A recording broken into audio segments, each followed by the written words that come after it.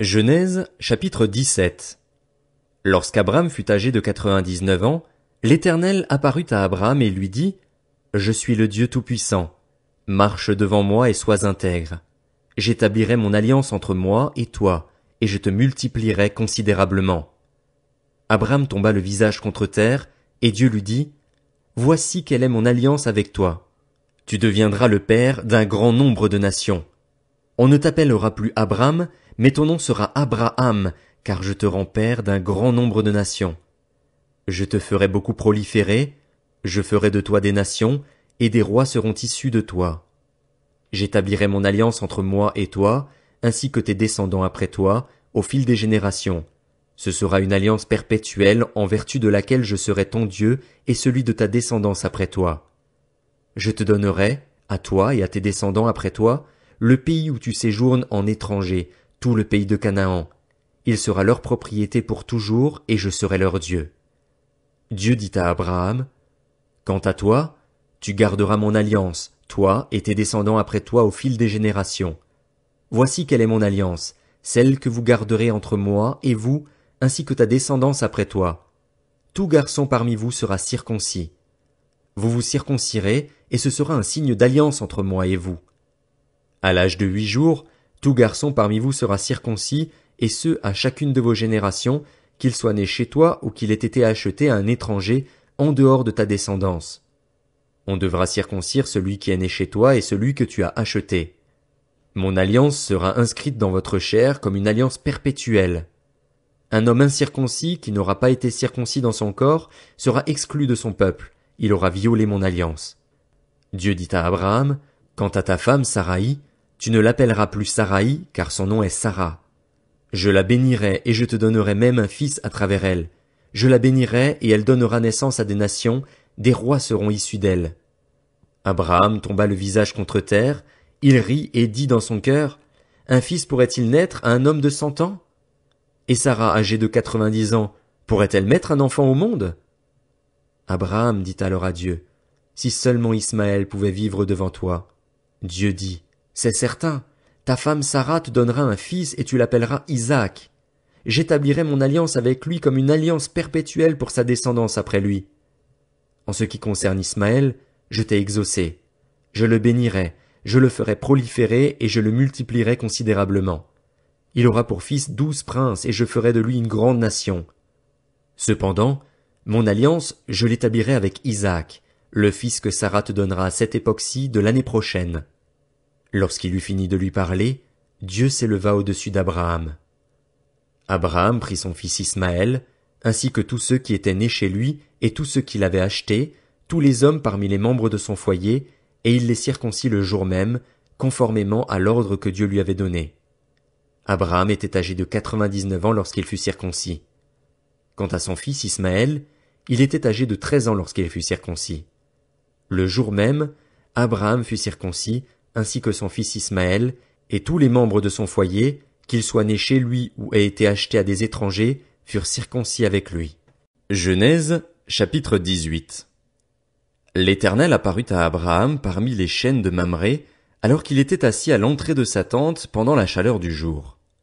Il leva les yeux et vit 3 hommes debout non loin de lui. Quand il les vit, il courut depuis l'entrée de sa tente à leur rencontre et se prosterna jusqu'à terre. Il dit, « Seigneur, si j'ai trouvé grâce à tes yeux, ne passe pas loin de ton serviteur. Permettez qu'on apporte un peu d'eau pour vous laver les pieds et reposez-vous sous cet arbre. J'irai prendre un morceau de pain pour vous restaurer, puis vous continuerez votre route, car c'est pour cela que vous passez près de votre serviteur. » Ils répondirent, « Fais comme tu l'as dit. » Abraham s'empressa d'aller trouver Sarah dans la tente et dit, « Prends vite 22 litres de fleur de farine, pétris-la et fais des gâteaux. » Abraham courut à son troupeau, prit un veau tendre et bon et le donna à un serviteur qui se dépêcha de le préparer. Il prit encore du lait caillé et du lait, avec le veau qu'on avait préparé, et il les mit devant eux. Il se tint lui-même à leur côté, sous l'arbre, et ils mangèrent. Puis ils lui dirent, « Où est ta femme Sarah ?» Il répondit, « Elle est là, dans la tente. » L'un d'eux dit, « Je reviendrai vers toi à la même époque, et ta femme Sarah aura un fils. » Sarah écoutait à l'entrée de la tente derrière lui. Abraham et Sarah étaient vieux, d'un âge avancé, et Sarah ne pouvait plus espérer avoir des enfants.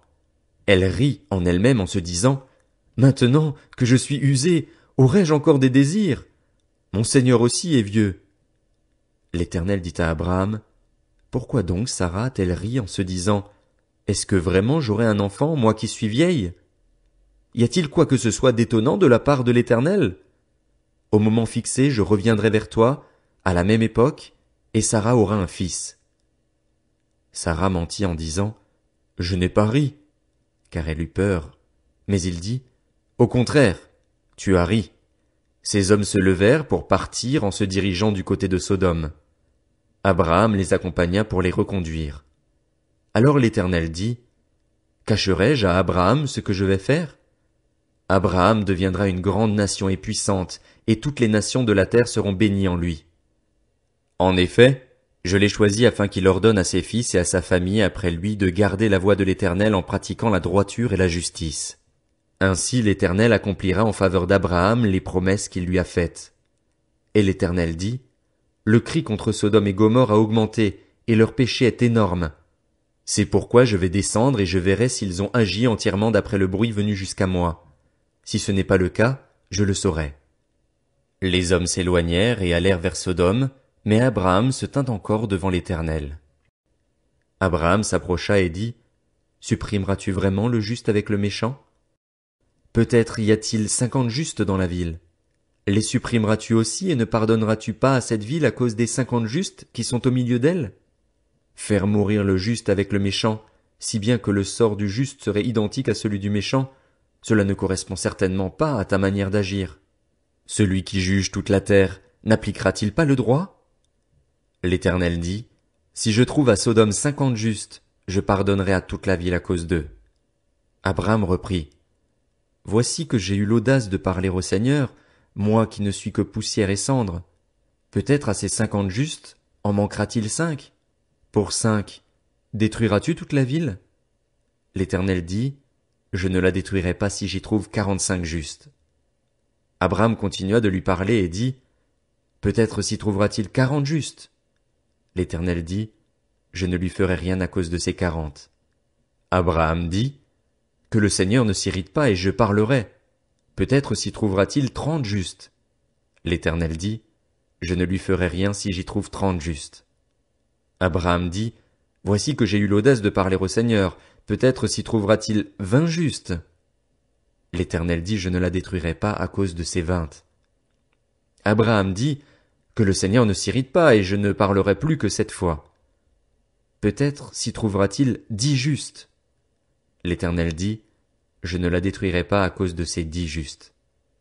L'Éternel s'en alla lorsqu'il eut fini de parler à Abraham, et Abraham retourna chez lui. Genèse, chapitre 19. Les 2 anges arrivèrent à Sodome vers le soir. Lot était assis à la porte de la ville. Quand Lot les vit, il se leva pour aller à leur rencontre et se prosterna le visage contre terre. Puis il dit, mes seigneurs, entrez donc chez votre serviteur pour y passer la nuit. Vous vous laverez les pieds, vous vous lèverez de bon matin, puis vous poursuivrez votre route. Non, répondirent-ils, nous passerons la nuit sur la place. Mais Lot insista tellement auprès d'eux qu'ils le suivirent et vinrent chez lui. Il leur prépara un festin, fit cuire des pains sans levain, et ils mangèrent.